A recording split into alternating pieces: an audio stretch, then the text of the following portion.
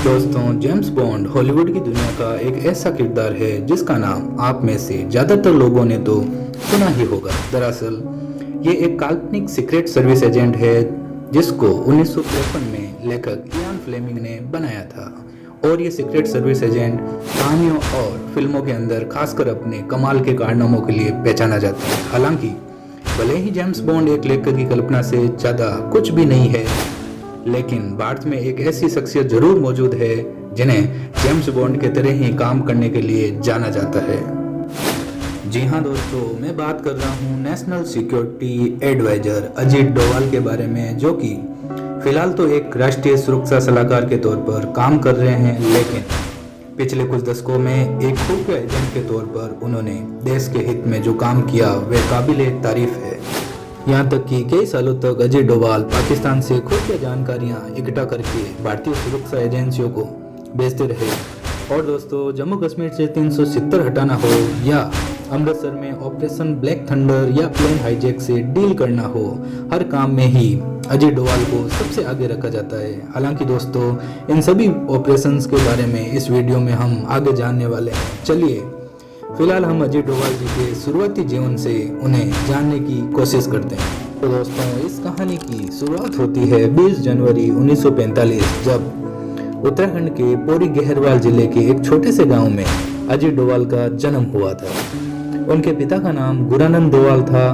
वो खुद भी एक आर्मी ऑफिसर थे और शायद यही वजह थी कि अजय डोभाल के अंदर शुरू से ही देशभक्ति की भावना कूट कूट कर भरी हुई थी। साथ ही अजीत के पैदा होने के 2 साल बाद ही भारत भी आज़ाद हो गया था। और दोस्तों, अभी ये एक ऐसा समय था जब भारत को एक ताकतवर देश बनाने के लिए हर कोई अपना योगदान देना चाहता था। और फिर इन सभी माहौल में पले बड़े अजीत ने अपनी शुरुआती पढ़ाई अजमेर मिलिट्री स्कूल से की थी। और फिर स्कूल की पढ़ाई पूरी करने के बाद 1967 में यूनिवर्सिटी ऑफ आगरा से इकोनॉमिक्स की डिग्री हासिल की।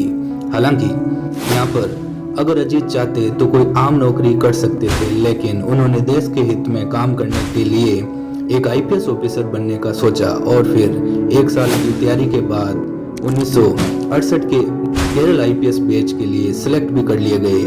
और अगले 4 सालों तक उन्होंने देश के हित में बहुत सारे काम किए। लेकिन 1972 में Ajit Doval IB intelligence bureau से जुड़ गए। यहाँ पर काम करते हुए उन्होंने बहुत सारी खुफिया जानकारी भारत को दी। और दोस्तों, अजीत डोभाल ने भारतीय खुफिया एजेंट के तौर पर पाकिस्तान में 7 सालों तक काम भी किया। और अपने कार्यकाल के दौरान उन्होंने भारतीय सुरक्षा एजेंसी की काफ़ी मदद की। और दोस्तों, इसके अलावा 1971 से 1999 तक भारत के हर प्लेन हाईजैक में अजीत डोभाल ने ही हाईजैकर से डील की। दोस्तों, 1999 में भी हुए कंधार हाईजैक के वक्त भी अजय डोभाल 3 लोगों के साथ हाईजैकर से मिलने के लिए कंधार गए थे।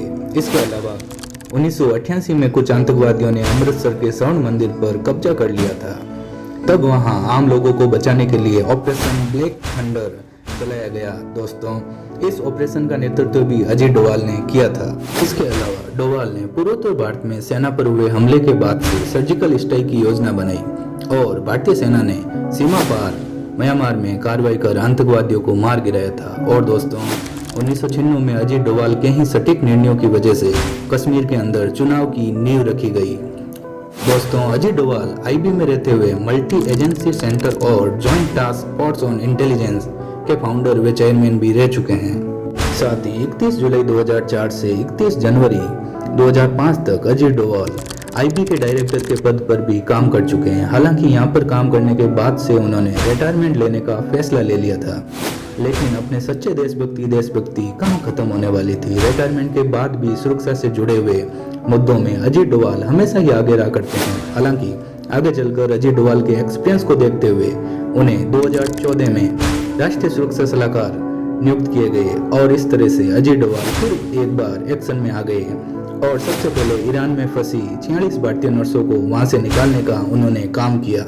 और दोस्तों, 2016 में पाकिस्तान में हुए सर्जिकल स्ट्राइक को प्लान करने का श्रेय भी अजय डोभाल को ही जाता है। और जब 2019 में विंग कमांडर अभिनंदन गलती से पाकिस्तान पहुंच गए थे, तब अजय डोभाल ही थे जिन्होंने नियम कानून याद दिलाते हुए साफ साफ ये कह दिया था कि अभिनंदन को कुछ भी होता है तो भारत हर स्थिति से निपटने के लिए पूरी तरह तैयार है। और दोस्तों, हाल ही में जम्मू कश्मीर में धारा 370 हटने के बाद से हालातों को काबू रखने में भी अजीत डोभाल ने अहम भूमिका निभाई और इस तरीके से 74 साल के हो जाने के बाद भी अजीत डोभाल आज भी भारत की सेवा करते हुए नजर आते हैं। और दोस्तों, उनके अभी तक के कारनामों को देखा जाए तो भारत का जेम्स बॉन्ड कहना कोई गलत नहीं है। उम्मीद करता हूं कि भारत के जेम्स बॉन्ड अजीत डोभाल की ये कहानी बहुत पसंद आई होगी।